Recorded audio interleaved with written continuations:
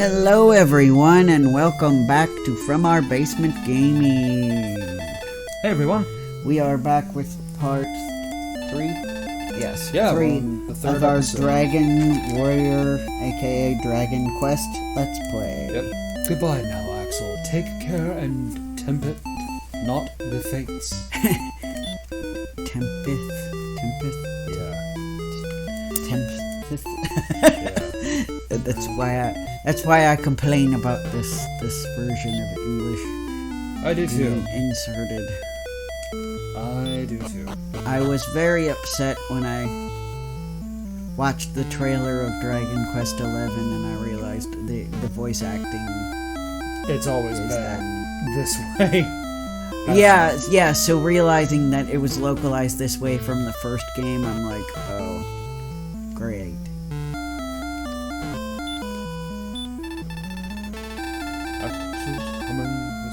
Oh! So this guy replenishes your magic for free. Ooh. Nice. Very nice. That saves me a lot of trouble. So now do we know where we need to go? Yes. I do know that there's another castle in the upper left-hand Okay. corner, and I'm trying to save up some money to get a sword. Yes. Because you can only do so much with a bamboo stick. Yeah. Yes. Yeah. However, I will add that having a magical spell that can do harm can help with some of the stronger bad guys. Yes. That is good. Yeah.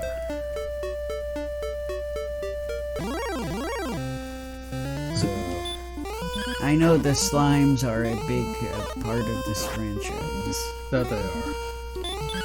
I see them everywhere I go in all the video game stores. Yes, everybody loves the slimes Yeah. from Dragon Quest. Yes. Oh crud, he attacked first. Oh no. Yeah. Man. Yes,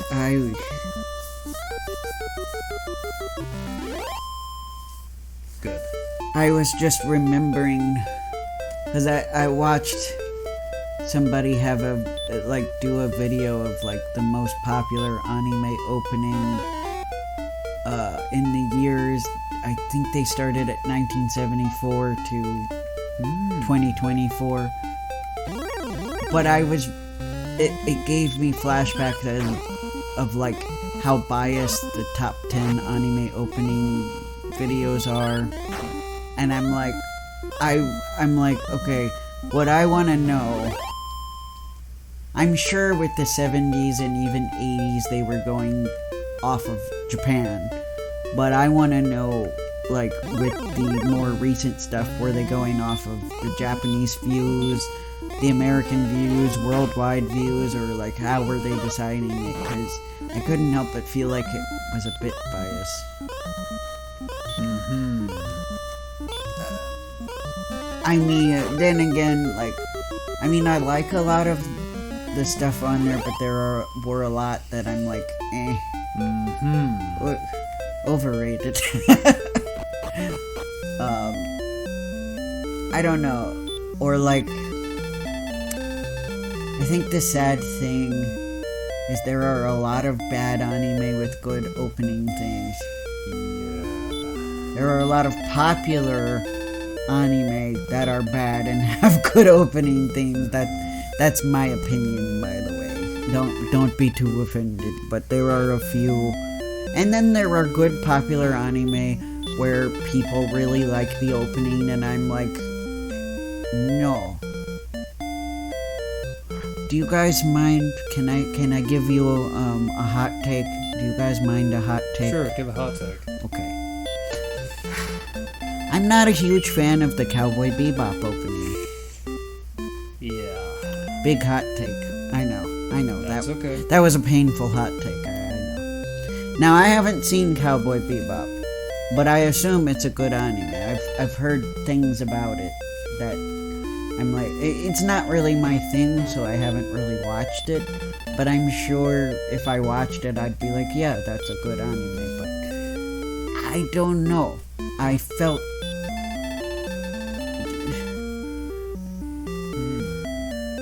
I liked the music, but I just didn't like it as an anime opening. That's okay. Yeah, that's just me. Some of my favorite anime openings are from...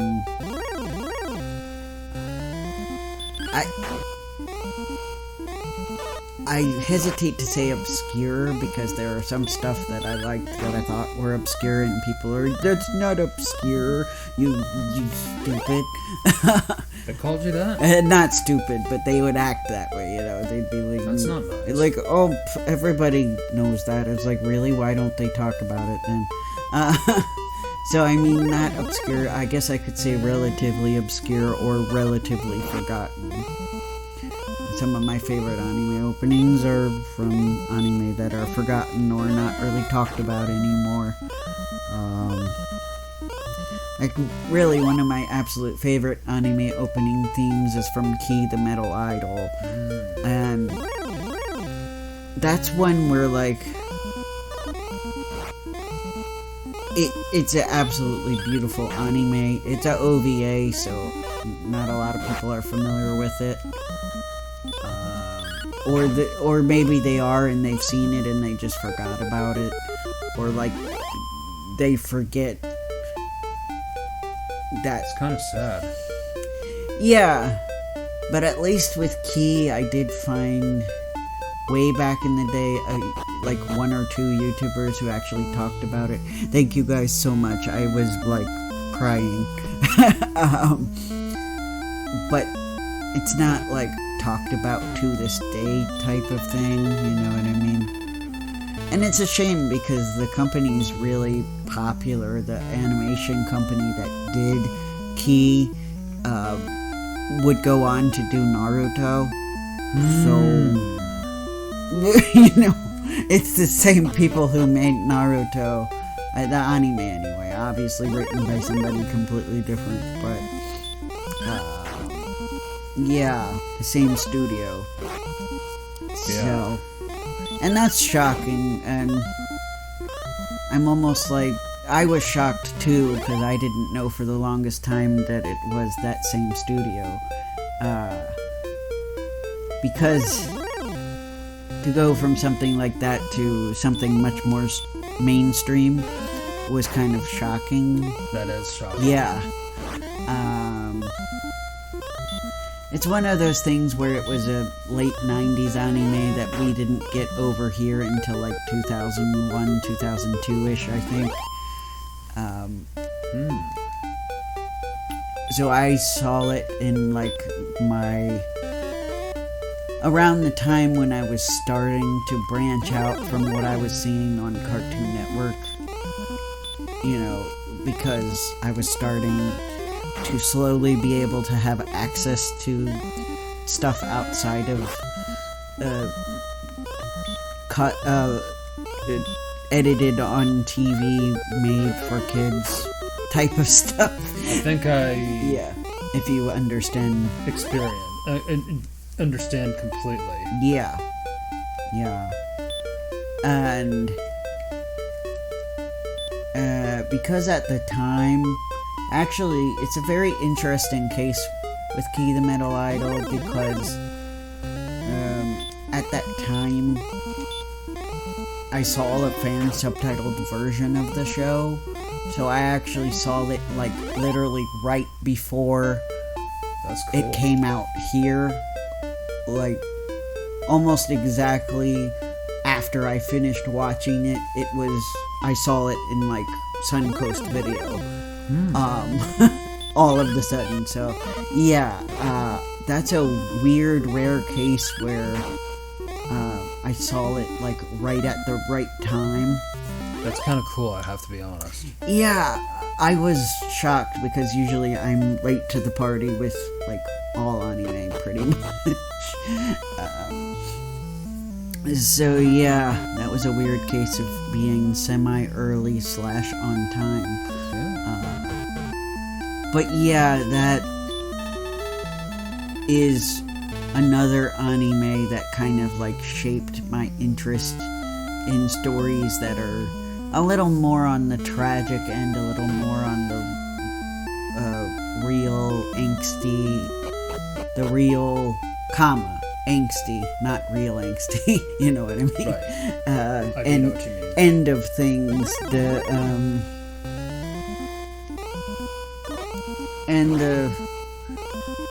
And not necessarily like in a completely hopeless way. You know, you have some of those anime stories that are angsty, that are just sad the whole way through. Yeah, sad for the sake of sad. Or, well, no, there are some that are sad that have a big message that just never become happy. Oh, cool. Ooh. We got a level bump. Yay. Yeah, see, I probably wouldn't have liked this game as a kid because of the text. Walls of text. Yeah, that's true. They're not. I don't mind them now. They're still less frustrating than the game my stepdad played. Yeah. But, and it's not like heavy. It's not heavy narratively either, so I'm fine with it now. But yeah, as a kid, I would have been like, you know. Right. Yeah. Good. Some of you guys could probably really relate to that, I'm sure. I think so. Some of you viewers. I just defeated a scorpion using magic.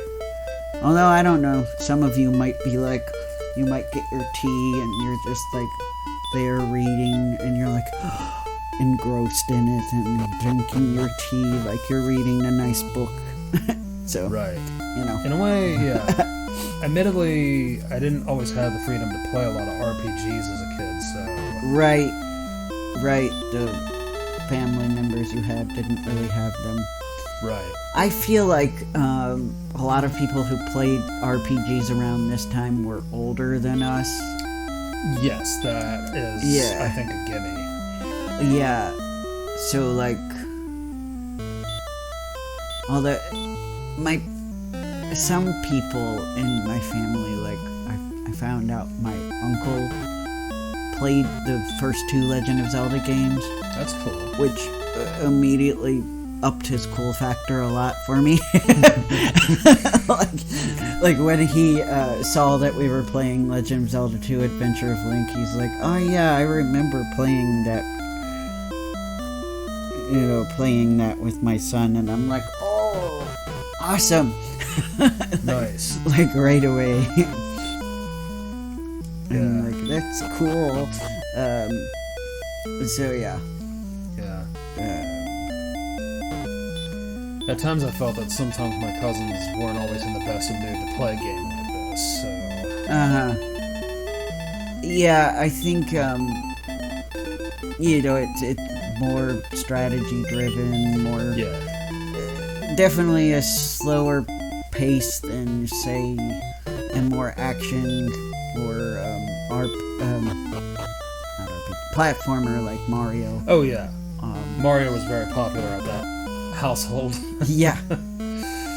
Yeah, and I think a lot of the NES games were kind of more like Mario, or, like you have the Contra where you go around and you shoot the bad guys, and it's all side-scroll. Oh yes. I think that stuff was more popular around this time. Yes. Yeah. With people in our age group, anyway. But yeah. So, yeah, anyway, Key the Metal Idol, and like Vampire Princess Miyu's another one. Which admittedly, when we first met, I thought your anime tastes were really cool. Thank you. A few years later, Witch Hunter Robin was kind of in the same vein. Yeah, nice. Scary, but nice. Yeah, yeah, it's like, oh. Just now we're getting some bigger enemies here. Yeah. That's why I said cool. Like, oh yeah, good, we're doing bigger enemies now. Yeah.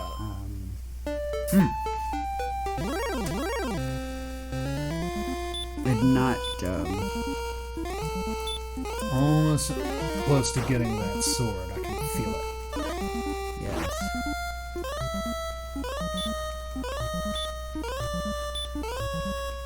Sorry, my heart just sunk thinking we probably wouldn't be able to play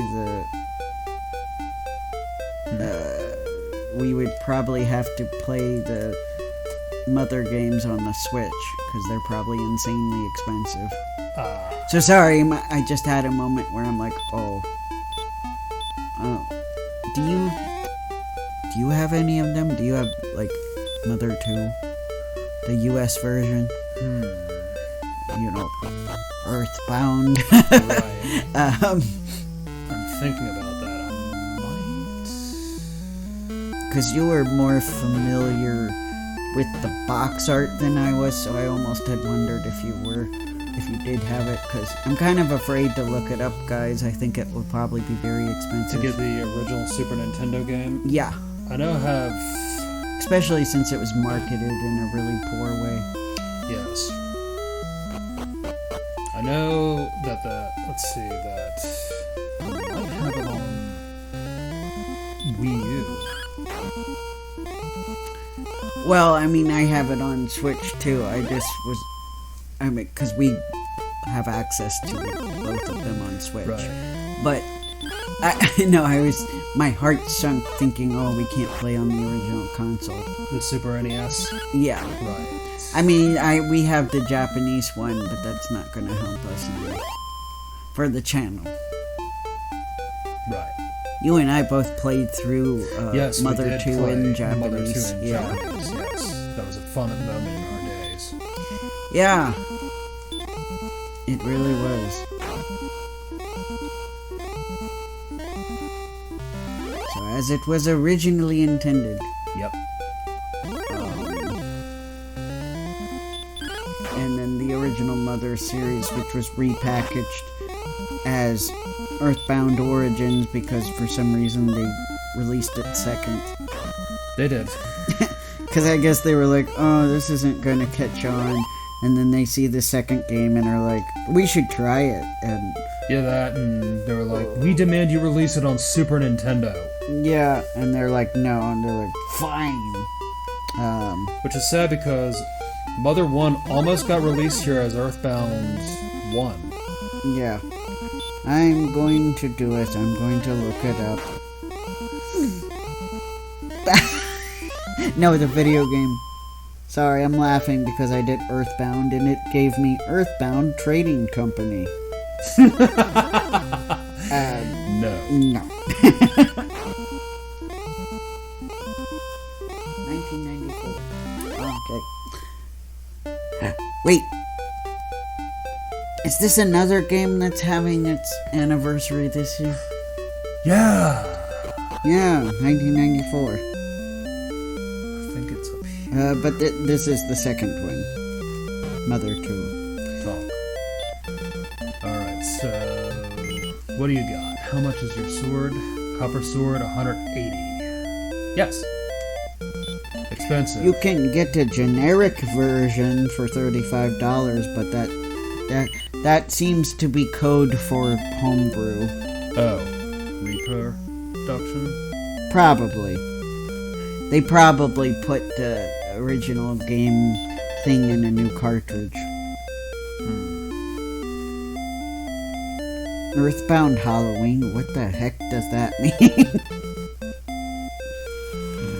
Excellent question. Well, if you want it complete in box from eBay, this is extremely painful. Are you ready? $14,999. US dollars, by the way. That could be a showcase item. That's like almost the price of a small car now. Yeah. And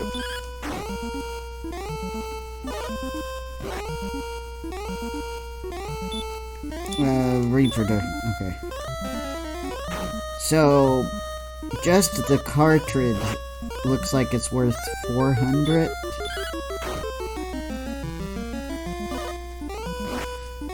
If it's not a repurposed one.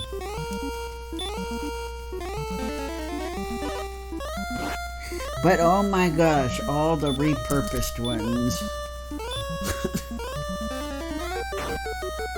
So if we're ever at Play Raven and we see it, don't be surprised if it's like 400, 500 bucks. Just because it looked like just the cartridge was 400 bucks. And in box. By the way, I think that person's taking advantage by selling it for $15,000. I think that's a little bit too high. I would say more realistically, it would probably be about $2,000, $3,000 in box.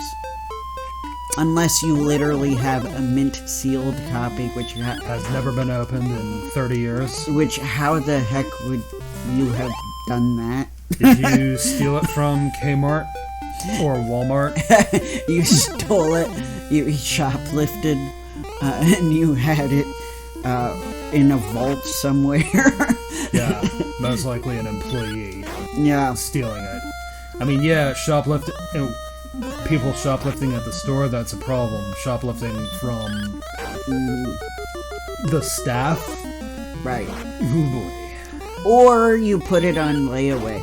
Remember that? Remember that when that was a thing? You put it on layaway, which basically is an option you had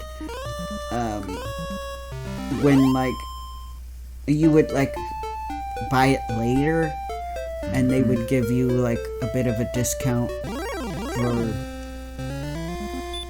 like I'm gonna buy it later.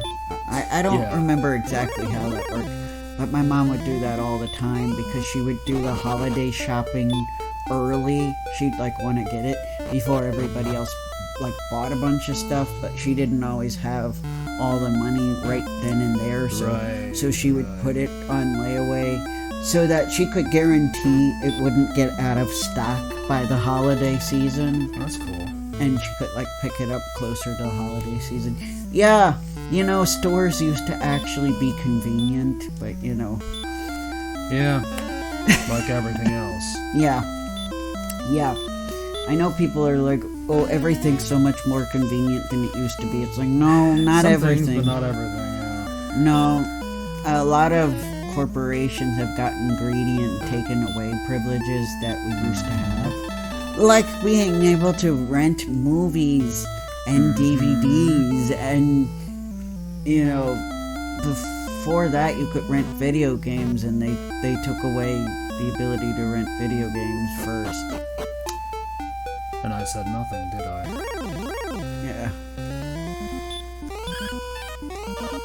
Yeah, like... And then, like, there was one point where you could rent consoles, too, and they stopped doing that. So it was, like, very gradual.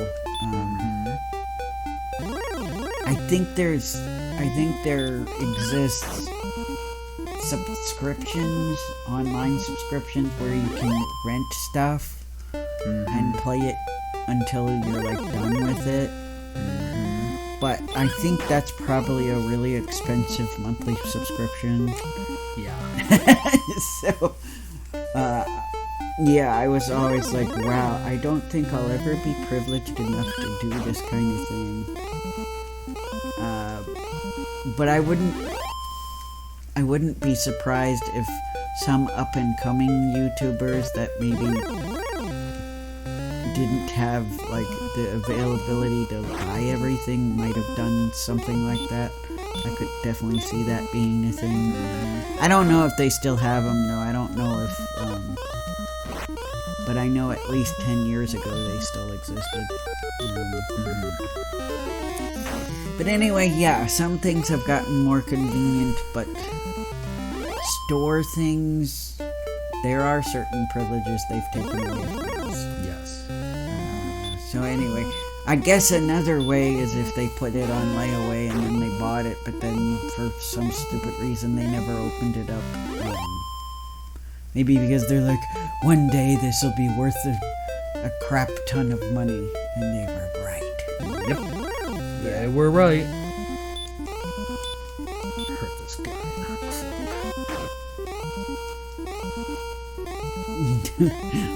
It's cool that I can blow them in one turn. Yeah.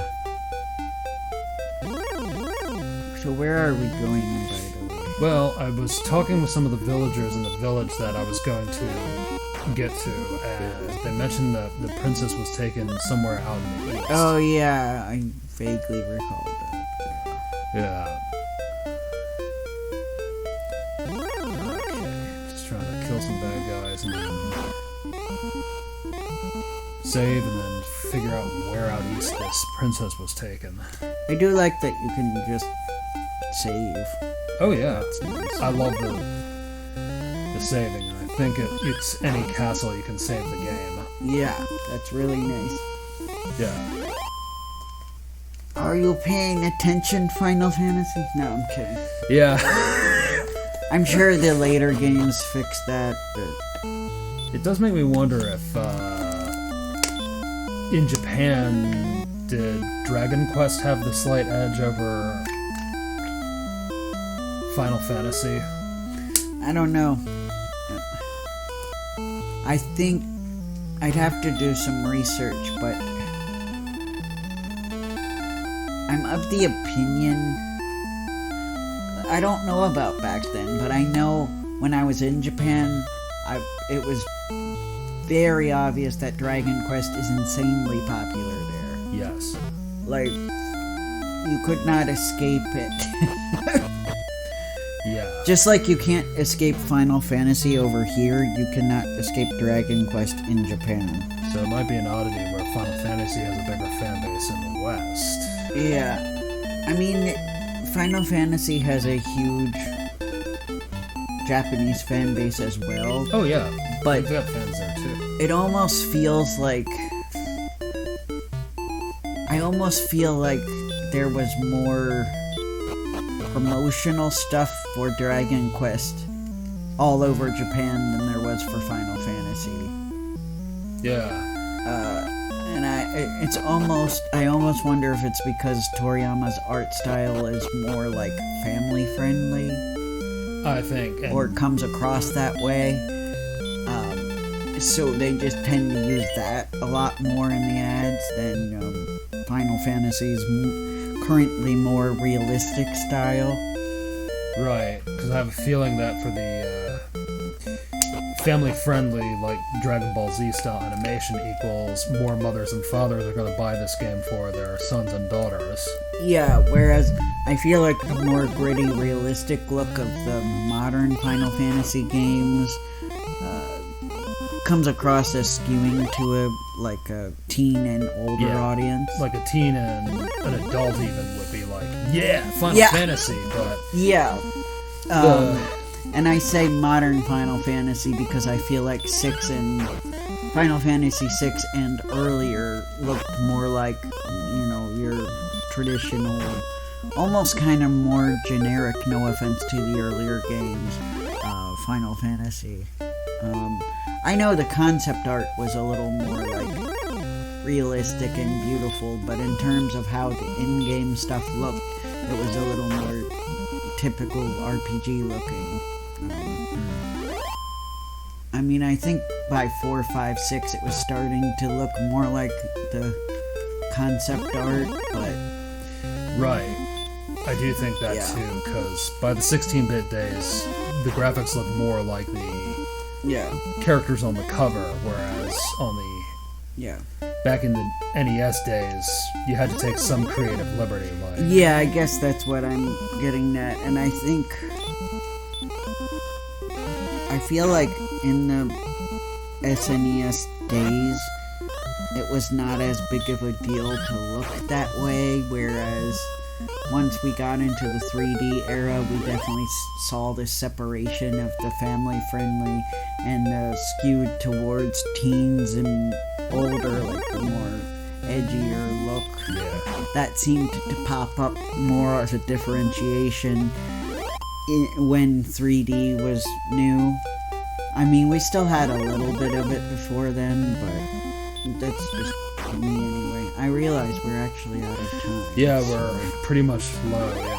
So, we will probably stop here for now. Yeah, I'm just buying a shield. Yes, we will buy a shield and then we will save. Yeah. For now. Yeah, and I do think that too, like, Yeah. like, the kids will be like, yeah, Dragon Quest, but also the parents look, oh, this is pretty cool. Yeah. So, yeah.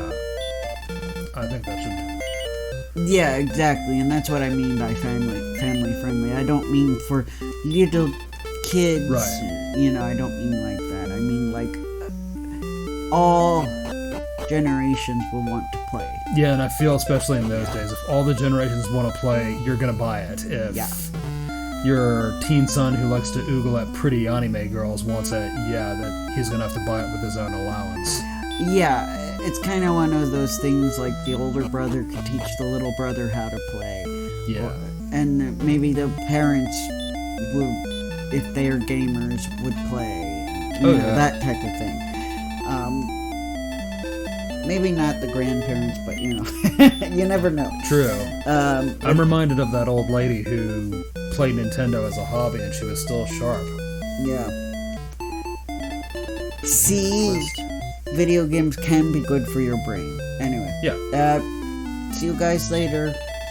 Take care. Bye. Bye.